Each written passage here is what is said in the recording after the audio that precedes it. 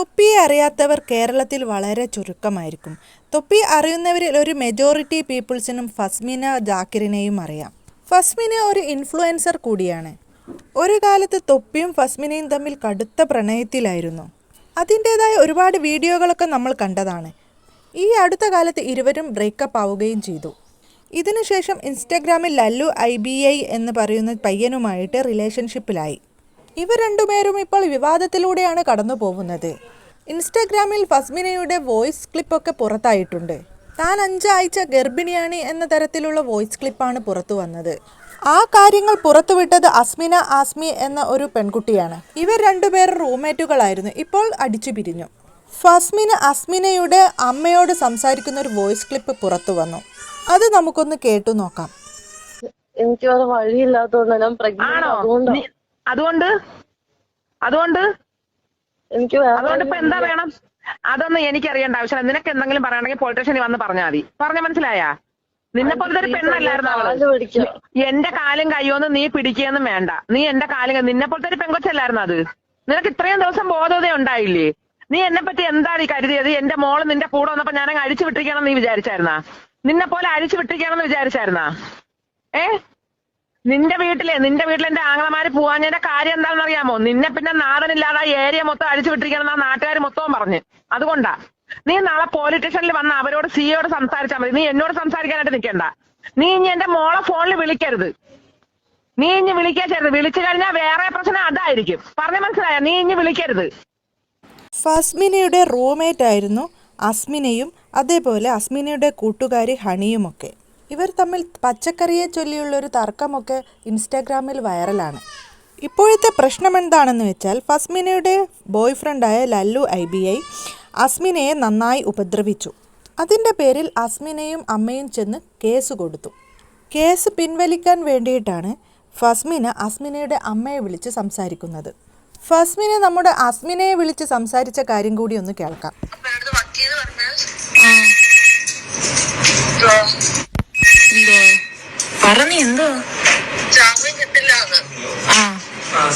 എന്തുകൊണ്ടാ കിട്ടാത്തെ? എനിക്കറിയില്ല. ഞാൻ എന്നെ തല്ലിനല്ലേ കേസ് കൊടുത്തേ, ഉപദ്രവിച്ചേ. അണിയാണ് എനിക്ക് പാടൊക്കെ കാണിച്ചു തന്നെ. എനിക്കറിയില്ല ഇതിന്റെ ബോഡിയിൽ പാടുണ്ടെന്ന്. പിന്നെ ഞാൻ റൂമിൽ നിന്ന് ഡ്രസ്സൊക്കെ മാറ്റുമ്പോൾ ബോഡി ഫുള്ളാൻ പാടാക്കിയേക്കും. അവൻ എന്നെ ചെയ്യാത്ത ഒന്നുമില്ല വാസി. അവൻ എന്റെ വയറ്റിലൊക്കെ ചവിട്ടിയായിരുന്നു. എന്റെ പൊന്നുമോളെ എന്റെ അച്ഛനെ വളർത്തിയിട്ട് പറഞ്ഞു. ഒരിക്കലും അച്ഛൻ കള്ളസത്യം ഇടാറില്ല എന്റെ അച്ഛനെ വെച്ച്. എന്നെ എന്താ എന്തോ ഞാനിപ്പോ ഇരുന്ന് ആലോചിക്കുക. ഓക്കെ നീ പക്ഷെ നിന്റെ ലൈഫ് പോകും. നീ അവനെ കെട്ടുവാണെങ്കിൽ നിന്റെ ലൈഫ് ഉറപ്പായിട്ടും പോകും. എനിക്ക് ഇതിനടുത്ത് അത്രേ പറയാം. അത് ഓക്കെ ഇപ്പൊ ഞാൻ എന്ത് ചെയ്യണം പറ? ഓക്കെ എനിക്ക് അവിടെ അത്ര ദേഷ്യമുണ്ട്. കാരണം അവനെ നന്നായിട്ട് ഉപദ്രവിച്ച്. അവൻ ഒരിക്കലും ഒരാളിന്റെ മേത്ത് കൈവയ്ക്കാൻ ധൈര്യമില്ല. അതിനവൻ പൊങ്ങത്തില്ലാന്ന് എനിക്കറിയാം. ഒരു പെണ്ണ് ഞാൻ നന്നായിട്ട് തല്ലും. അങ്ങനത്തെ മൈരനാണ് അവൻ. ഒരു പെണ്ണ് നിന്നെ അവൻ നല്ല രീതിക്ക് ഉപദ്രവിക്കുമെന്ന് എനിക്ക് നന്നായിട്ട് അറിയാം. എടേ നീ പ്രഗ്നന്റ് ആണ് ഓക്കെ. പക്ഷെ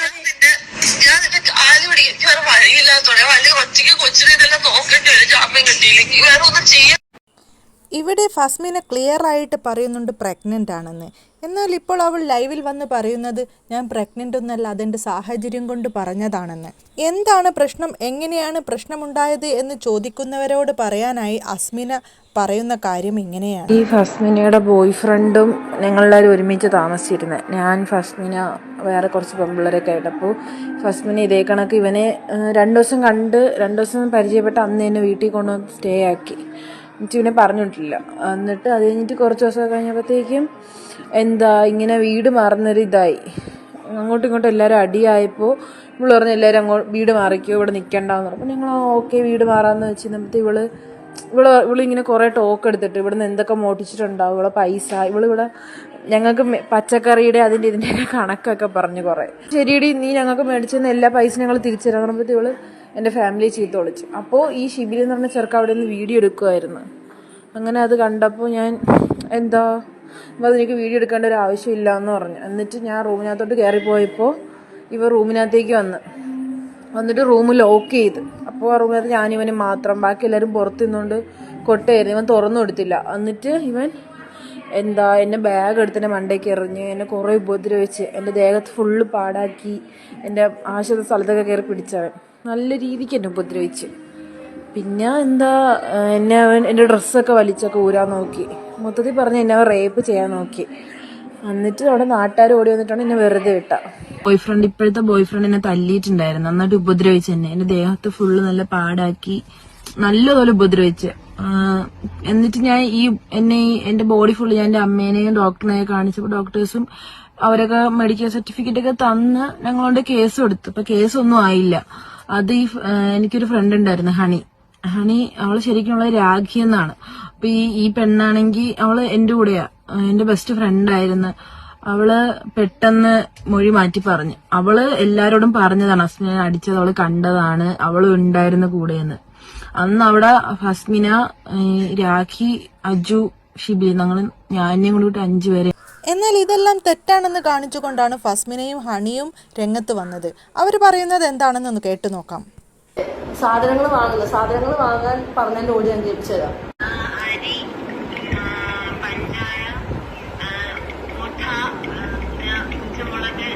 പിന്നെ തൈര്, നിങ്ങൾക്ക് പാല് വാങ്ങിച്ചോ, അത്രയും മതി. പിന്നെ പപ്പടം കൂടി വാങ്ങിച്ചോ. ഞാൻ അരി വാങ്ങണേ പൊന്നി നോക്കി വാങ്ങണം, പൊന്നി നോക്കി തന്നെ വാങ്ങണം.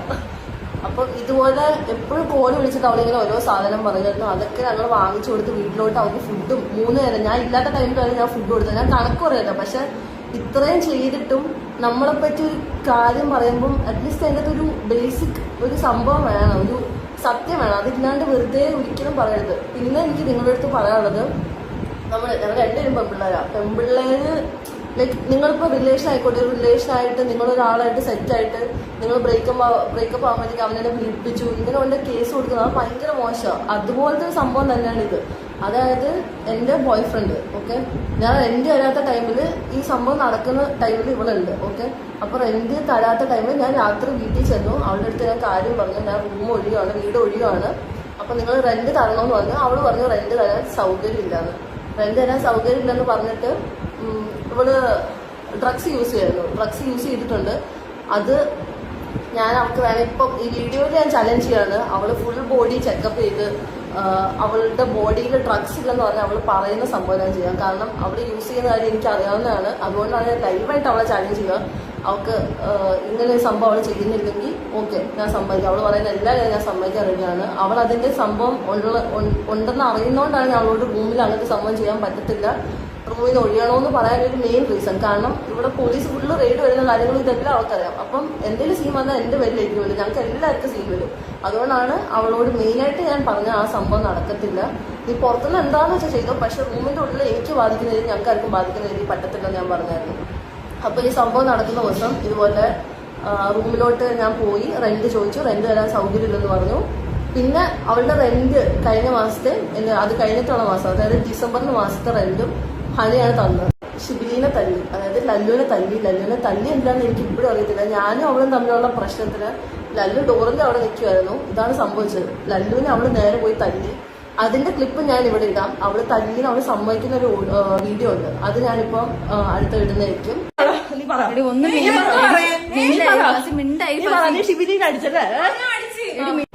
ഓക്കെ, അവള് തല്ലി കഴിഞ്ഞിട്ട് ഇവള് എന്റെ മുടി പിടിച്ച് വലിച്ചിട്ട് എന്നെ പിടിച്ച് ഉന്തി.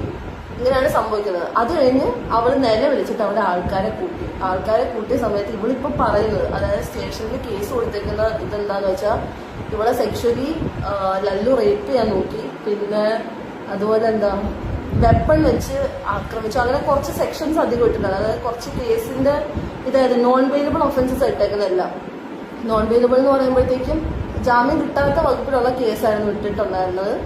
അപ്പം എൻ്റെ ആ ഓഡിയോയിൽ ഞാൻ അങ്ങനെ അവളോട് സംസാരിക്കാൻ കാരണം എൻ്റെ ബോയ് ഫ്രണ്ടാണ് അവള് കേസ് കൊടുത്തേക്കുന്നത്. അപ്പം എനിക്ക് സ്റ്റേഷനിൽ നിന്ന് പറഞ്ഞാണ് നിങ്ങളൊന്ന് ഒത്തുതീർപ്പാക്കാൻ നോക്കുന്ന എൻ്റെ അടുത്ത് പറഞ്ഞു, സംസാരിച്ച് ഒത്തുതീർപ്പാക്കാൻ നോക്കുമെന്ന് പറഞ്ഞു.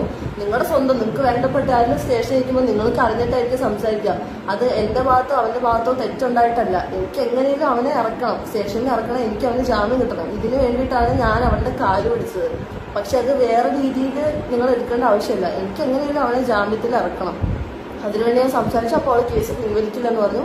ഓക്കെ ഫൈൻ, കേസ് പിൻവലിച്ചില്ല. ഞാൻ എൻ്റെ രീതിയിൽ, അതായത് എനിക്കറിയാലോ സത്യം എന്താണ്, അപ്പോൾ ഞാൻ എൻ്റെ രീതിയിൽ വക്കീലിനെ വെച്ച് ഞങ്ങൾ കേസ് വിജയിച്ചു. അതായത് അവന് ജാമ്യം അന്ന് തന്നെ കിട്ടി. അവന് ജയിലിൽ പോകേണ്ട ആവശ്യം വന്നിട്ടില്ല.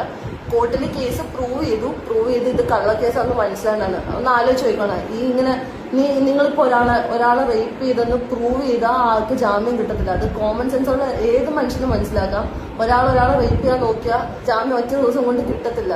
കോർട്ടിന് മനസ്സിലായിട്ട് സത്യം മനസ്സിലായിട്ട് മാത്രമാണ് ഞങ്ങൾക്കന്ന് കോർട്ടിൽ നിന്ന് ഇറങ്ങാൻ പറ്റിയത്. പിന്നെ നിങ്ങൾക്ക് എന്താ പറയാനുള്ളത്? നിന്നെ പറ്റി ഇപ്പൊ വരുന്ന ഇതെന്താ പ്രശ്നം എന്താണെന്ന് വെച്ചാൽ, ഇപ്പം ഇവള് സത്യം പറഞ്ഞുകൊണ്ട് ഇവളുടെ നേരെയും ഭീഷണിയുണ്ട്. പിന്നെ അതുപോലെ തനുവിനും ഭീഷണിയുണ്ട്. ഇപ്പൊ ഇവള് പറയുന്ന ഓടിയൊന്ന് കേൾപ്പിച്ച്. രണ്ടു കൂട്ടരും പറയുന്നത് അത്ര സത്യമായിട്ടൊന്നും എനിക്ക് തോന്നുന്നില്ല. ഓരോരുത്തർക്കും ജയിക്കാനും നിലനിൽപ്പിനും വേണ്ടിയിട്ട് ഓരോന്ന് പറയുന്നതായിട്ടേ എനിക്ക് തോന്നുന്നുള്ളൂ. അസ്മിന ലല്ലുവിനെ അടിച്ചു എന്ന കാര്യത്തിൽ അസ്മിന തന്നെ ശരിവെക്കുന്നുണ്ട്. ലല്ലു അസ്മിനെ ഉപദ്രവിച്ചത് റൂം ലോക്ക് ചെയ്താണെന്ന് നമുക്ക് മനസ്സിലാക്കാം. കാരണം ഫാസ്മിനയും അസ്മിനയും തമ്മിലുള്ള സംസാരത്തിൽ അങ്ങനെയാണ് നമുക്ക് വ്യക്തമാക്കാൻ പറ്റുന്നത്. എന്നെ വയറിന് ചവിട്ടി ഉപദ്രവിച്ച് എന്നെ ഇനി ചെയ്യാനൊന്നുമില്ല എന്നൊക്കെ അവൾ പറയുമ്പോൾ മറ്റേ ആൾ കേട്ടു നിൽക്കുക. അങ്ങനെയല്ലല്ലോ, ഞാൻ കണ്ടല്ലോ എന്ന് അവൾ പറയുന്നില്ല. അതിനർത്ഥം ഫസ്മിനയോ കൂട്ടുകാരികളോ ഇതൊന്നും കണ്ടിട്ടില്ല. ഏതായാലും ഇതൊരു തീട്ടക്കേസ് തന്നെയാണ്. ഇതിനൊക്കെ താഴെ വന്ന കമൻറ്റുകളിലൂടെ നമുക്ക് മനസ്സിലാക്കാൻ കഴിയുന്നു ഈ അസ്മിനയോ ഫാസ്മിനോ ഈ കൂട്ടുകാരികളോ അതേപോലെ തന്നെ ഇവൾ കല്യാണം കഴിക്കാൻ പോകുന്ന പ്രേമിച്ച് നടക്കുന്ന ലല്ലു എന്ന് പറയുന്ന ആൾ മാത്രം വെടിപ്പല്ല എന്നുള്ളതാണ്.